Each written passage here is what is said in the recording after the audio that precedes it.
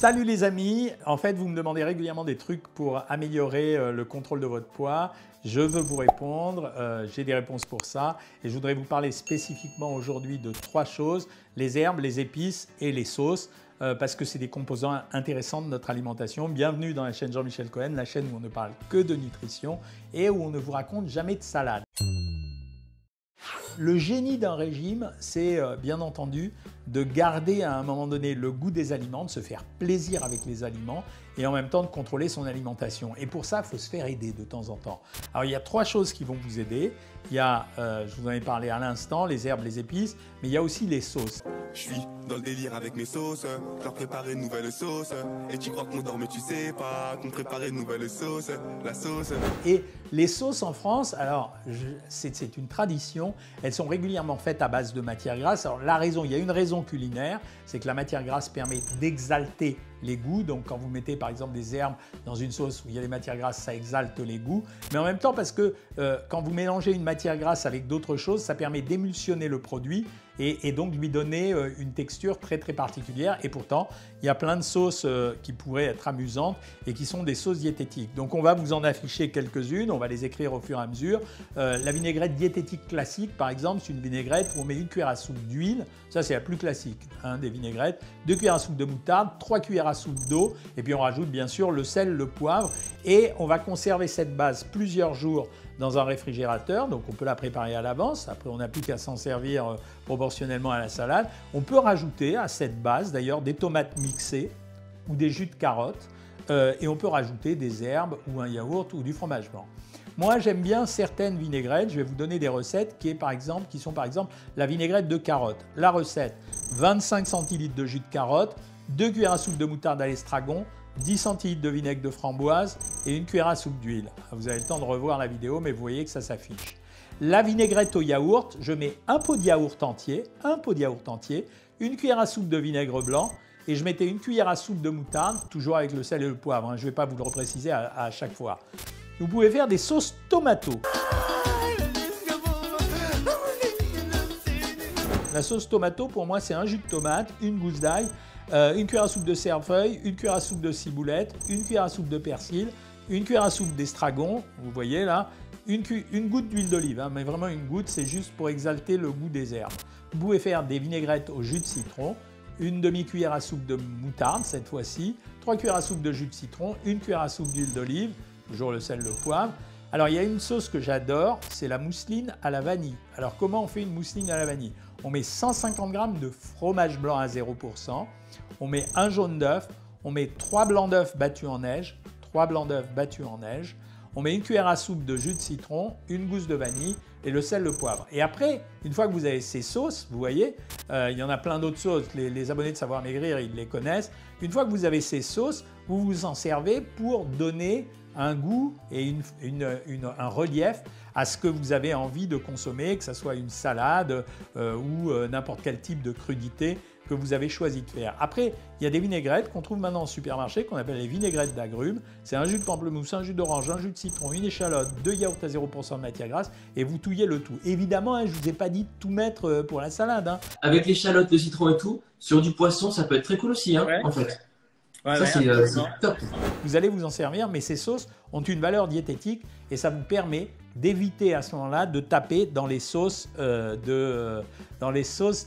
toutes prêtes du commerce. Yeah.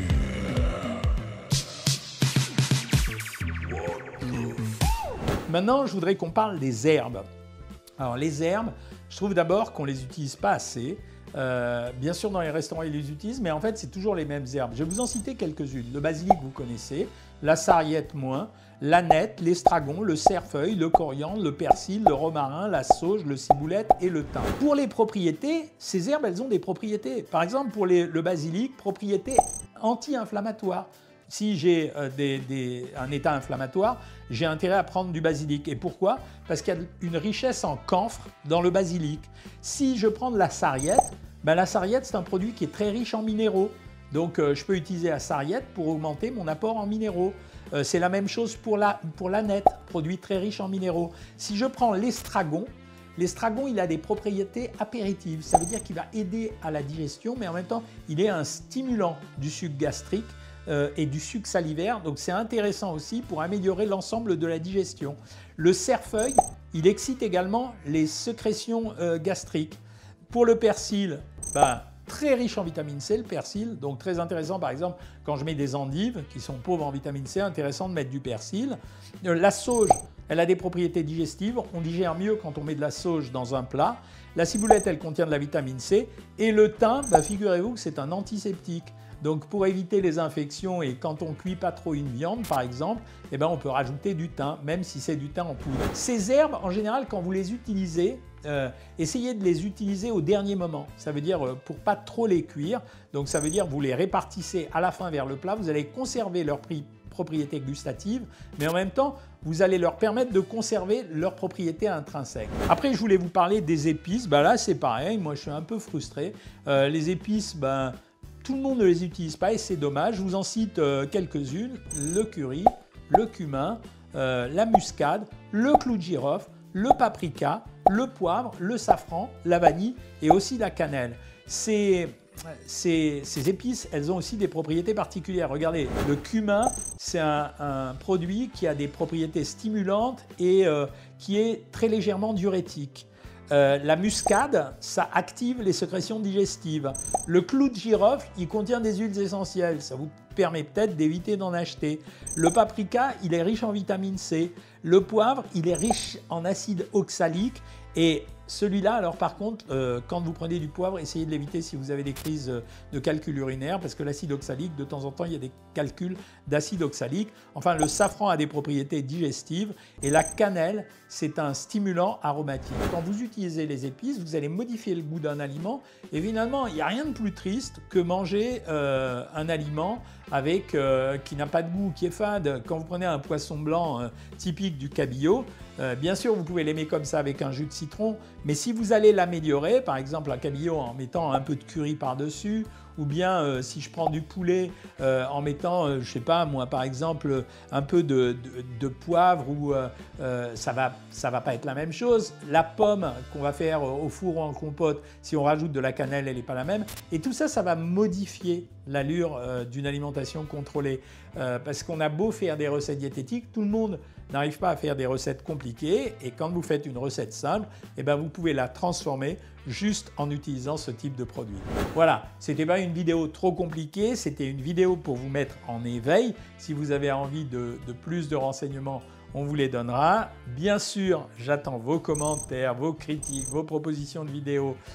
Je vous demande de vous abonner, de vous partager et je vous dis à bientôt les amis.